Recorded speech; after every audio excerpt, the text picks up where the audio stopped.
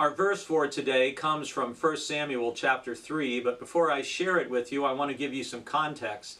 If you're joining along in our daily Bible reading, and I really hope you are, your reading for today is 1 Samuel chapter 1 verse 1 through chapter 4 verse 1, where we have the wonderful story of Hannah and little Samuel, her son. In chapter 1 of 1 Samuel, we meet Hannah. She's the wife of Elkanah. They have clearly a loving and devoted relationship, but they have not been able to have any children. And this is heartbreaking for Hannah. And so we see this scene where she is pouring out her heart in silent prayer, begging and pleading with God to give her a son. And she even promises that she will dedicate that son to the Lord. Eli, who is the priest, in kind of a typical clueless man moment, sees Hannah pouring out her heart in silent prayer and thinks she's drunk. And he comes over and reprimands her for making a spectacle of herself. And Hannah replies from her heartfelt pain that what the situation really is, and Eli, to his credit, recovers quickly and prays that the Lord will grant her petition. And indeed the Lord does.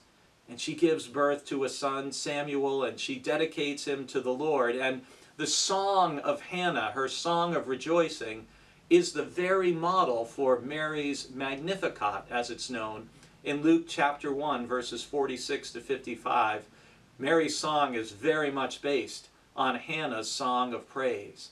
And little Samuel then, as a boy, ministering to the Lord under the tutelage of Eli, who is growing quite old and a little bit hard of hearing. And that brings us to 1 Samuel chapter 3, where Samuel is hearing a voice calling him, and repeatedly he comes into the presence of Eli and says, "Here I am, for you called me." And Eli says, "No, I haven't. Go back to bed," basically. And finally Eli realizes the Lord is speaking to Samuel. And that brings us to 1 Samuel chapter 3, verse 10. Now the Lord came and stood there, calling as before, "Samuel, Samuel." And Samuel said, "Speak, for your servant is listening."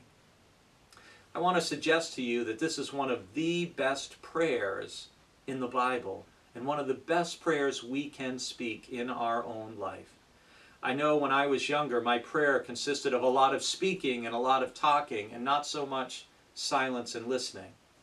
But this prayer of Samuel has much more been my prayer for the last decade or so, where I just try to be in the presence of the Lord and invite the Lord to speak to me. And I commend this prayer to you. Take some time every day to simply say, "Speak, Lord, for your servant is listening," and you might be surprised what you hear.